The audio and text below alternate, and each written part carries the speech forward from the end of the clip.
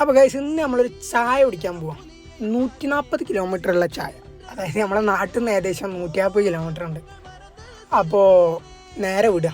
വയനാടാണ് സ്പോട്ട് കിടക്കുന്നത്. പിന്നെ അവിടെ പോണോടത്ത് എന്താ പറയുക, കുറച്ച് കാടും കുറച്ച് കാടും ഗ്രാമവും.